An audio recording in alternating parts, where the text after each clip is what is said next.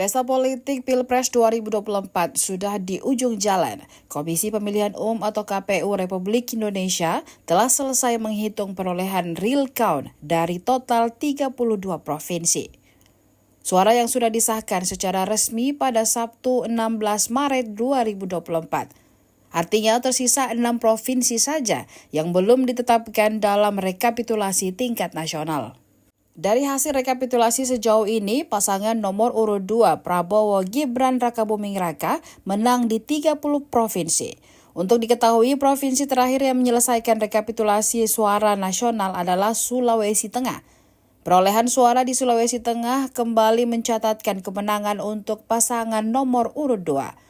Total angka yang didapatkan oleh pasangan ini yakni sekitar 1.251.313 suara. Dua provinsi yang tak berhasil dikuasai oleh Prabowo Gibran adalah Aceh dan Sumatera Barat. Untuk dua provinsi tersebut berhasil dikuasai oleh pasangan Anies Baswedan dan Muhaimin Iskandar atau Amin. Bahkan Amin menang telak di Aceh dengan angka 2.369.534 suara. Perolehan tersebut meninggalkan jauh Prabowo Gibran yang mendapatkan 780.024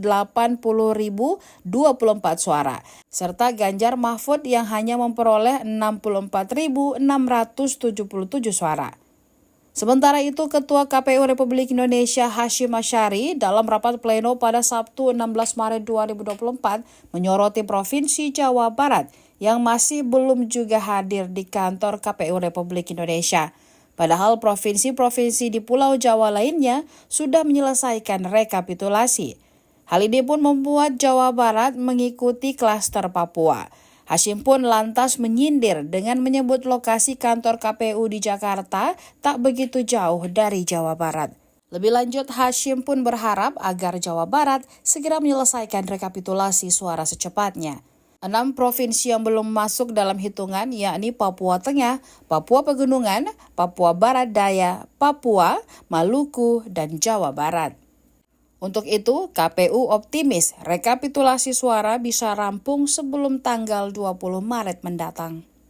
Download Tribun X sekarang, menghadirkan lokal menjadi Indonesia.